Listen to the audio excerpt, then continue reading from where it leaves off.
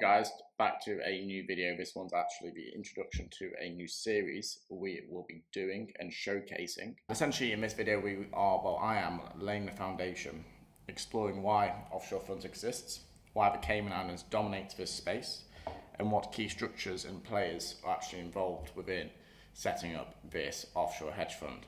So the reason why people go offshore is generally because number one is tax neutral, number two the asset protection and the privacy. So again, over in the Cayman Islands, there's no capital gains, no withholding taxes, no corporate income taxes, and again on those distributions of withholding taxes, there's no taxes. There's complete nil taxes all across the board, which is fantastic news, you know. And obviously working for the in terms of promoting the fund is much more private and asset protected anyways. So thirdly, you will also gain access to global investors without that local regulation needed. So that means they don't need to register in their local jurisdictions, only for, you know, ease of business, which we'll obviously look at in the future with feeder funds, X, Y, Z. You set up a fund once and onboard capital from Europe, Asia, US, Latin America, and this can all be done from a single vehicle. And finally, again, this lighter regulation. Compared with the SEC over in the United States and the ESMA, which is ESMA in the EU, offshore regulators like CIMA, which is CIMA, offer a more streamlined approach without sacrificing the credibility. Now, why do you think that credibility actually exists? That's because there's over 75 of global hedge funds domiciled here. Okay, so it's a number one jurisdiction for offshore hedge funds. Very simple stuff. Reputation, legal system, and the financial infrastructure is, to say the least, world-class and robust. There's dozens of administrators, auditors, law firms, banks for these fund services. And again, the Cayman Islands allows you to build those flexible structures from simple standalone funds to complex master feeder models that cater to both US taxable and non-US taxable investors. Okay, so you've got a solid reputation here rooted in British common law. The Cayman legal system is very sophisticated. And again, there's a specialised financial court. Most fund documents as well are also governed by English-styled legal drafting, again, which is very nice to obviously have there.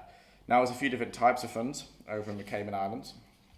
There's open-ended mutual funds, closed-ended funds, segregated portfolio companies known as SPCs, and then finally, master feeder structures. Okay, so let's start over at the bottom with the master feeder structures, which is very common for US and offshore investors, and it allows you to raise capital both from US and offshore investors efficiently using separate feeder entities that pool into a single master fund. Don't forget, this video is just an introduction, guys. Again, if you did want like a one-on-one, you could simply book a meeting with me below. But in this series, I'm going to be going over all of these different angles in great depth. But don't worry about anything right now.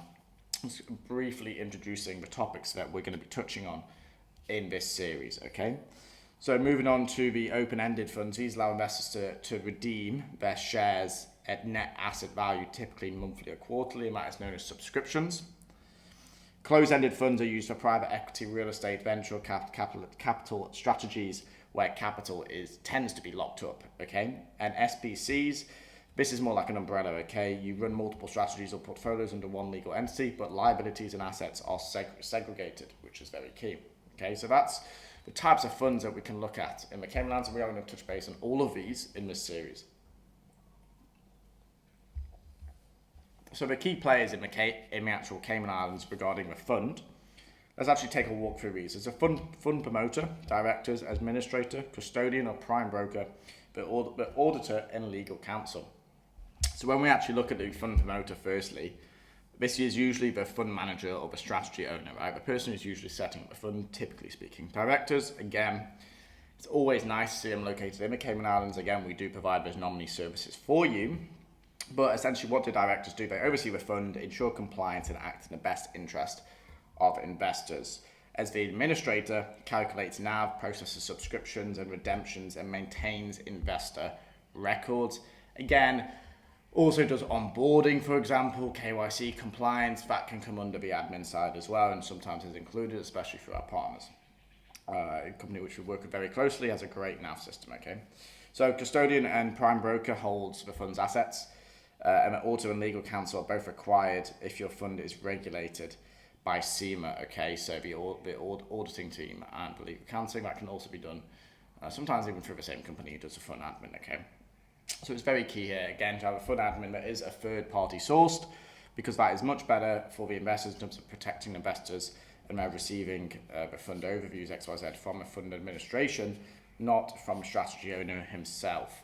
That is there to obviously protect investors, and it most likely won't be regulated by SEMA if that is not going on. So for it to be regulated, that is kind of the minimal ground there, and that is why that is in place. We're going to go into all of this in greater depth, all these little tips and tricks to getting your firm regulated by SEMA. If you are looking at creating an open-ended mutual fund, for example, that's what we are going to be looking at, okay?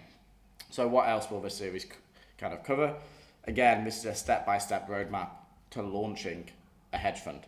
In the next episode, we're going to break down the actual structure, whether you go with a standalone fund, an SPC, or a master feeder setup, which is obviously most common.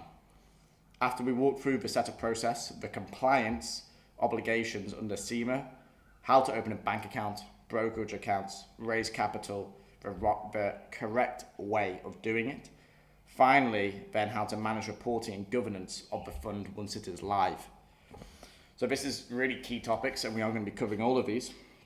So again, if you are serious about, taking your fund offshore, setting the fund offshore, being very compliant and scalable, this series is going to be essentially the full playbook for yourself, and you'll get a lot of value out of it.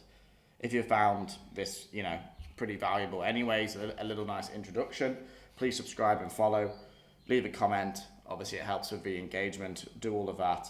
Thanks for watching, and I will see you in episode 2.